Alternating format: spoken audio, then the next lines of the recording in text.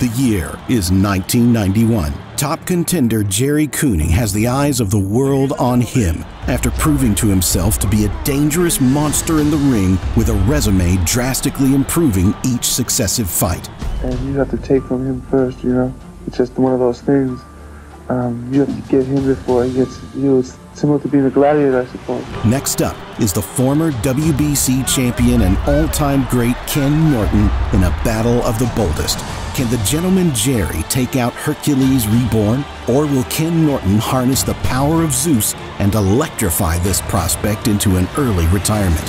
Welcome back to Boxing After Dark. Tonight, we'll look at an undisputed legend of the ring's final hour between the four ropes and an up-and-coming star as he reached for a higher purpose in one of the most significant heavyweight matchups of the 80s. Gerry Cooney's story progressed like all good tales, as a man from humble beginnings made his way onto the bright lights with an ever-growing crowd of fans, and as his list of spectacular knockouts grew, so did his yearning for a shot at the top. So I think that a lot of people related to me and the underdog. It was like the Rocky story being lived. His first glimmer of hope as a contender came with his great performance against Jimmy Young, a man known for putting the great George Foreman into a 10-year retirement. After that quick but effective showing, people began to see his tall, ungainly character as someone more than just your average Joe. Next up, and his most recent fight, was the wake-up call for all who didn't believe in Gerry Cooney, his first-round destruction of the great Ron Lyle. Gerry Cooney had his hook, and his hook alone, but in a sport where just one punch can change the outcome of everything, Cooney knew he had what it took to become a champion.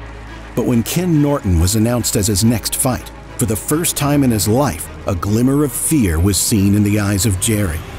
There was no denying that Ken Norton was on a downward spiral in his career, having 2 losses in his last 5 fights, one in the already mentioned bout with Larry Holmes, and his other being a first-round blowout from the great Ernie Shavers himself.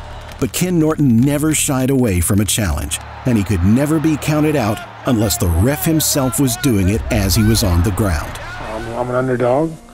I'm supposed to be too old. I'm supposed to be out of shape. I'm supposed to be a bit too slow. And I haven't fought but once in the last 2 years. Gerry Cooney was to be his final statement. Gerry feared what could await him in that ring until the day they got inside it. And then, over the course of minutes, everything changed.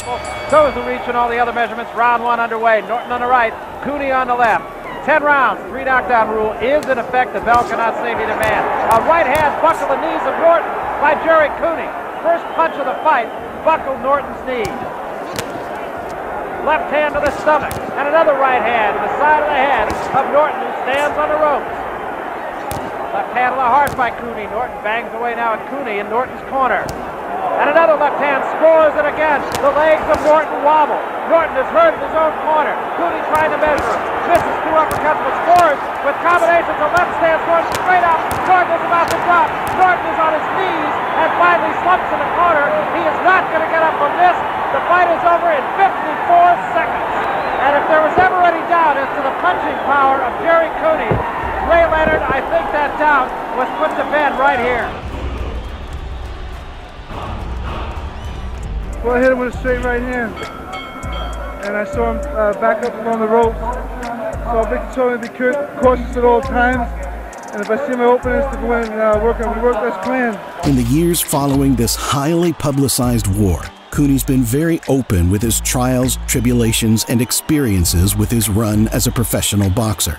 And one of his most often talked about fights always comes down to Ken Norton. On all the front pages of the news the next day, it said 4 punches from death, and I believe that. Yeah. Right. And I didn't know he was stuck on the rope, but once I seen his body go limp. Once I spun him into the corner and I caught up with his timing, his bobbing and weaving, I hit him with that uppercut, and he just went faint. It was all over. You know? Ken Norton unfortunately died in 2013 after a series of strokes in his later life.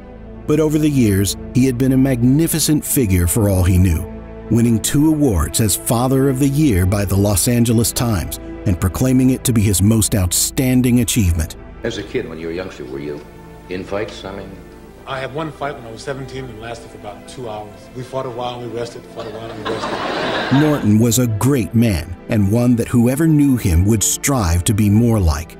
And despite him no longer being on this plane of existence, his legend lives on for all to admire.